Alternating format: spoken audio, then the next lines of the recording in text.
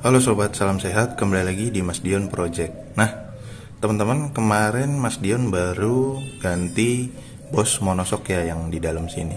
Nah, kenapa diganti? Karena memang yang Mas Dion rasakan itu ada sedikit perbedaannya dari yang Mas Dion sering kali rasakan gitu. Nah, jadi 2 minggu terakhir kurang lebih ya, monoshock ini rasanya tidak ambles ya, karena memang kalau masalah ambles, setelan ribbon itu waktu pasang peninggi ya, peninggi yang di dalam yang bagian atasnya ini itu sekitar 7,5 cm. Memang Mas Dion sendiri yang request gimana caranya motor itu kalau distandarin kelihatan tinggi fitmentnya, tapi kalau dinaikin nggak tinggi banget, tapi tetap kelihatan wajar lah, tingginya enak dilihat gitu. Jadi good lookingnya dapet, tapi dinaikin itu nggak keras banget shocknya, agak ambles tapi semi-semi ya, rasanya kayak trail lah segitu. Jadi pengennya Mas Dion itu empuk monoshock ini, tinggi tapi tetap empuk. Nah, gambarannya begitu ya. Nah, kemarin jadi ceritanya Mas Dion udah sempat ganti-ganti ini bagian lahar roda, lahar nap gear segala macam ya. Belum beres ya, masih kerasa nggak enak gitu, ada yang nggak beres gitu. Ternyata memang ya bukan dari sini masalahnya. Jadi ceritanya itu agak goyang sedikit gitu bagian roda belakang ini. Karena goyangnya kerasa apa? Karena tinggi motor ini, jadi goyangnya itu kerasa gitu, apalagi pas nikung. Tapi setelah dicek, sudah 2 kali bongkar ini. Pertama ngecek lahar bagian yang ada di tromol kanan kiri, itu masih bagus semua, belum ada yang ngoblak. Terakhir nyoba gantilah ini laharnya nap gear ya teman-teman. Nah itu udah diganti, tetap ya kerasa enaknya sehari 2 hari, terus kerasa lagi mulai nggak enak lagi. Nah, saya pikir adalah bos arm ya di dalam sini, kan ada 2 kanan kiri. Tapi bukan juga, karena kalau bos arm gejalanya adalah arm ini maju mundur ketika si rantai mulai main, mulai gerak gitulah, motor mulai jalan, itu maju mundur kayak kuda lumping lah ibaratnya. Tapi kalau ini bukan juga. Nah ternyata waktu distandarin kayak gini, saya konsul juga kan sama bengkel apa adanya lah ceritanya. Nah kita coba naik turunin gitu kan si motor tuh, kondisi standar 2 kayak gini. Nah kelihatan ini yang goyang ternyata. Jadi si bosnya ini sudah kempes ya, jadi sudah aus, jadi karetnya itu udah habis ya teman-teman. Jadi makanya kerasa goyang gitu di bagian sini. Nah akhirnya diputusin lah sama mekanik ganti bos.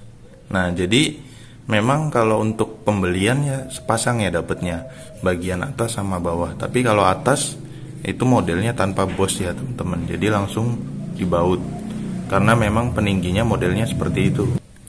Jadi berhubung di atas nggak ada masalah karena memang nggak ada bosnya, peninggi langsung besi cor kan bentuknya. Nah makanya beli sepaket itu dapat 2 atas bawah, tapi yang dipakai cuma bawah. Nah ada untungnya juga sih, jadi waktu pemasangan memang agak sulit. Jadi mau masukin karetnya itu ke dalam posisi anting monoshock ini itu agak sulit ya, karena memang ngepres gitu kan, dan karetnya ukurannya karet baru, besar dan keras gitu. Nah makanya agak sulit. Nah ketika dipasang sobek, ternyata cuil ya teman-teman. Nah saya kasih lihat ini bentuknya seperti ini. Jadi cuil seperti ini ya teman-teman, karena memang dipaksa untuk masuk. Jadi masangnya kalau ini kan ada bos tengahnya ya, bos tengah yang besinya itu, tapi kalau paksa dipasang pasti nggak bakal masuk dan sobek akhirnya. Nah jadi masukinnya karetnya dulu. Pemasangannya pakai sistem tracker dulu ya untuk lepasnya. Jadi Sistem tracker itu untuk memudahkan kita melepas bos yang lamanya. Jadi sistem trackernya pakai baut 12 ya teman-teman. Pakai baut 12 sama murnya, terus bautnya kalau bisa agak panjang sekitar 10 sentian. Kalau 7 senti kan ngepres kayak gini, jadi nggak bisa ya, susah nanti. Jadi baut yang agak panjang 10 senti, terus ditahan pakai kunci, terus baru ada murnya juga. Nah jadi ketika murnya diputar, bagian baut yang ujung sana akan ngedorong si bos sehingga bos keluar. Kalau udah keluar setengah tinggal ditarik atau dicongkel aja, itu udah beres. Lalu kalau sudah tinggal dibersihkan sisa-sisa karet yang menempel ya. Nah terus kita tinggal pasang ulang teman-teman.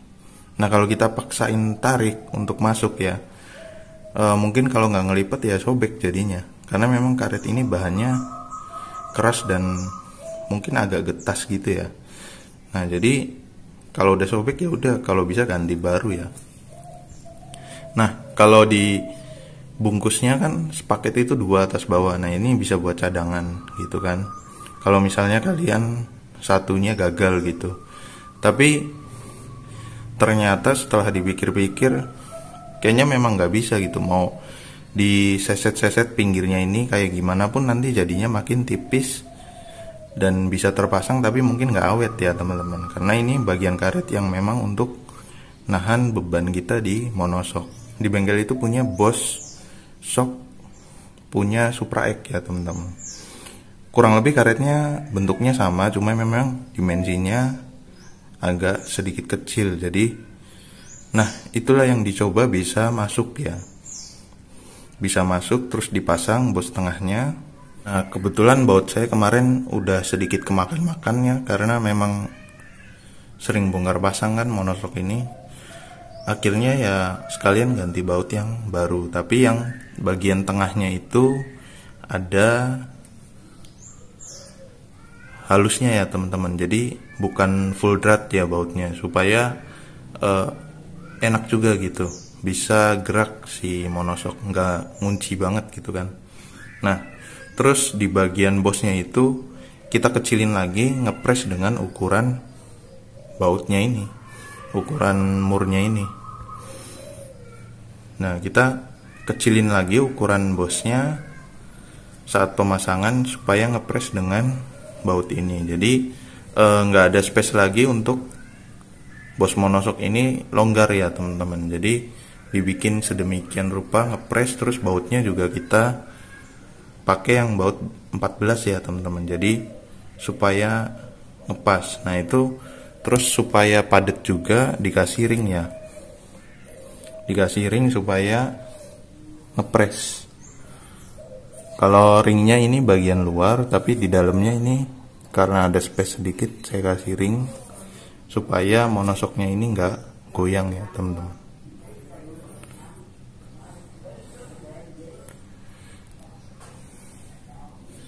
Nah kalau sudah ya tinggal dipasang lagi gitu. Nah tapi mungkin dalam prakteknya ya nggak semudah itu ya teman-teman, karena memang agak sulit gitu kalau masang dalam kondisi terpasang. Jadi akhirnya mau nggak mau ya dibongkar monoshocknya, dilepas gitu dari sasis ini. Nah hasilnya kurang lebih ya sudah normal lagi, nggak ada jeduk lagi ya teman-teman. Nah tadinya ini ikut main teman-teman, karena si bos ini si karetnya udah aus, jadi kelihatan oblaknya gitu kan.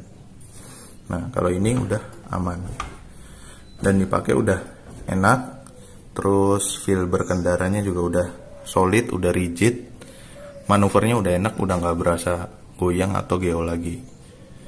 Nah paling sih menurut saya itu faktornya karena memang saya sering bawa berat-berat ya teman-teman. Jadi memang motor ini buat kerja keras, buat COD segala macam kan, bawa pelek sepasang, terus bawa tangki dan segala macam. Nah itu udah berat-berat bawanya, apalagi saya yang beratnya sudah 95 kg, hampir 1 kuintal ya teman-teman.